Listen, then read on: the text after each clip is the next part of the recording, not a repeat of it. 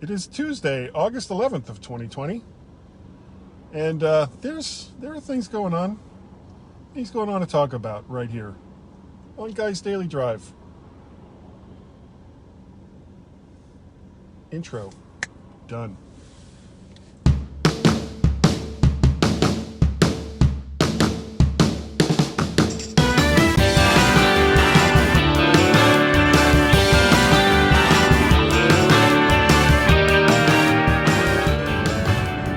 Welcome everyone to Guy's Daily Drive, the show that isn't daily, but I am driving, so 2 out of 3 ain't bad. It's not daily, I am driving, and it is me. Guy's Drive, just not daily.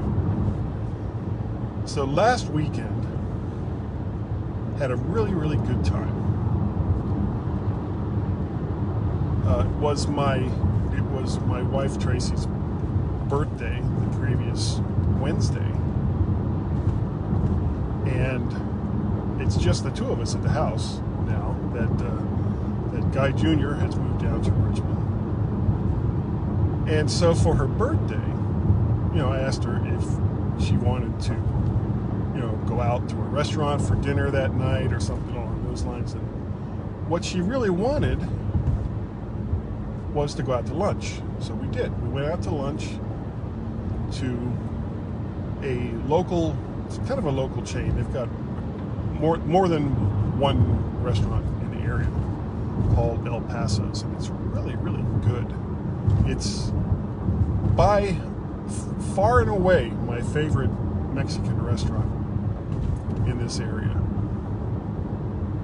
Not that I'm a connoisseur of Mexican restaurants or anything, but it is. It's really good food, and I enjoy it.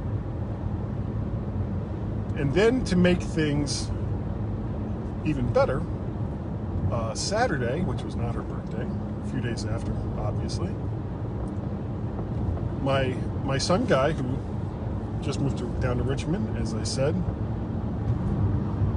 invited his mother and I, and his brother and his girlfriend, to come down to Richmond, spend the afternoon and have dinner and just a little celebration of his mother's birthday. And at this point, I'm looking for any reason, not that this wasn't a good reason, but I'm looking for any reason to just get out of the house. I am literally going stir crazy. So I jumped on that plan. I jumped on that plan right away. So we get up. Now, the original plan was we were going to leave, I guess, about 10 o'clock. Be there at noon at Guy's in Richmond. It's roughly a 2-hour drive. Or it should have been a 2-hour drive. But of course, we did not leave at 10 o'clock. Because just slipped down. It's almost Douglas Adams-ish. The time that we leave, the time that both my wife and I agree on that we need to leave on any kind of trip, is the one time that it's impossible for us to leave on that trip. That's exactly how that works. So we ended up not leaving until almost 11 o'clock, which, that's fine. That still puts us there at 1 o'clock. But like I said, 2-hour drive. And so we finally get out the door. We don't go 3 blocks when I asked Tracy, well, did you bring your mask? And she looked puzzled. And it was like, well, we're just going to be at Guy's. We're not leaving Guy's. Why would I need a mask? I said, well, what if we leave? What if we leave the apartment? So turned around, went back to the house, got a mask, and And then we were off like a herd of turtles once again. So there's a couple of traffic-y sticking points in this area as you go south. And one of them is right where we get on to I-95, which is Route 1 and I-95 near Occoquan, which is a river and an area here in Northern Virginia. And it's always seems to be backed up. Well, on Saturdays, going south, the HOV lanes are open. So I took a more roundabout way so that I could get on the HOV lanes well before we hit that area. And thought I was being so clever, so very clever. And sure enough, we get on the HOV lanes and we're heading south. And we hit the Occoquan area, and yes, there was traffic. And we just zoomed right past it. And then we go down 15 miles or so, and just as we're about to get off of the HOV lanes, there's another traffic backup. And this one, no idea why or where it came from. It was just suddenly there was a long backup. And it added almost an hour to the trip. It was all volume. There wasn't any accidents. There wasn't like a big police presence. Nothing that I could see that would cause any particular type of issue with traffic. It was just a lot of cars all trying to go in the same place or in the same area at the same time. So instead of a leisurely 2-hour jaunt down the highway, it was closer to 3.5 hours. But we did have a really nice time while we were there. We went out and took a little walk around, so I'm glad we went back and got Tracy's mask. And we got some food it was okay. For the most part, it was pretty cold by the time it got there, which isn't necessarily the fault of the place that it came from, but I don't know, if you're delivering food, it shouldn't be ice cold when it gets to wherever it's supposed to get to. You should have ways to keep that food hot on its journey to wherever it's supposed to go to. So after we ate, we played a bunch of Jack games, which are always fun. And surprisingly enough, Tracy, who always is so reluctant to play those games, always does pretty well. She won at least one, and we played like 3 or 4 games. She won 1 or 2 of them, and it was always fun and creative, and it's just interesting to see some of the answers that people will give. And then, of course, we had rival German chocolate cakes. Tracy loves German chocolate cakes.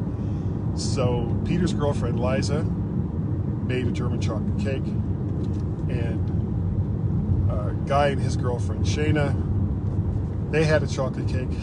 They didn't realize that they were both bringing chocolate cakes to the party. So we had a ton of cake.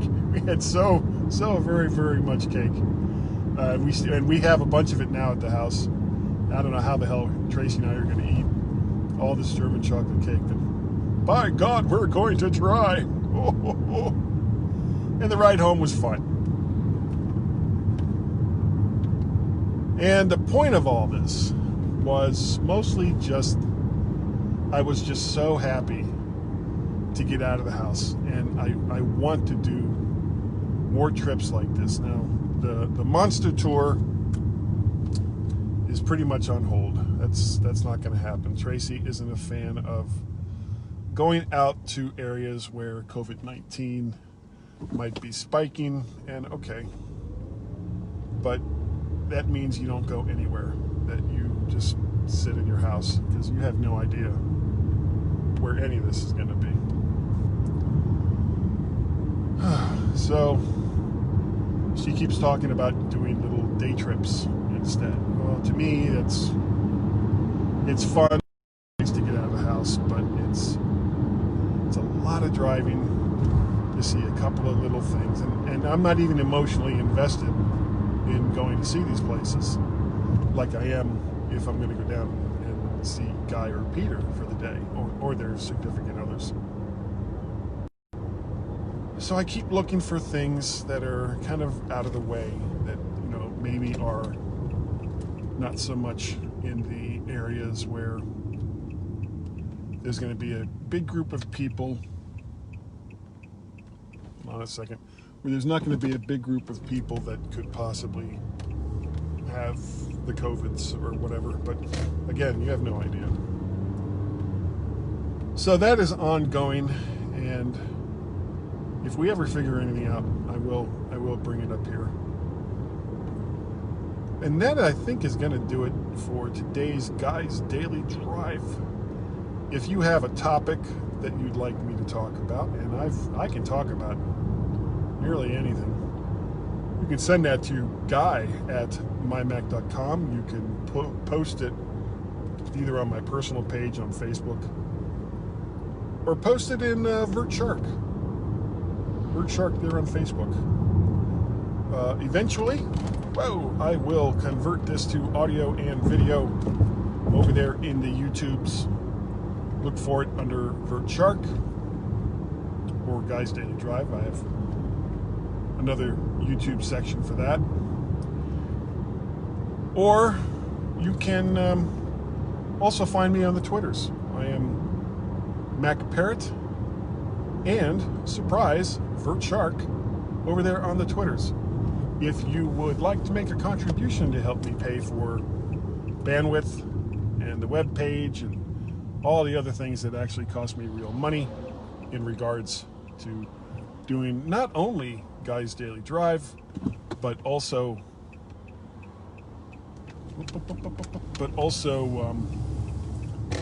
the Mac to the Future livecast that I do with Warren and David Ginsburg, or the MyMac.com podcast, of which I'm trying to come up with a more streamlined way to get videos out for that, and that's not working so well. I want to make it fancy, and I can't. So I keep trying.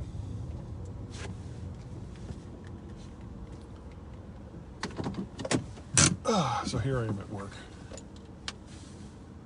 Yes.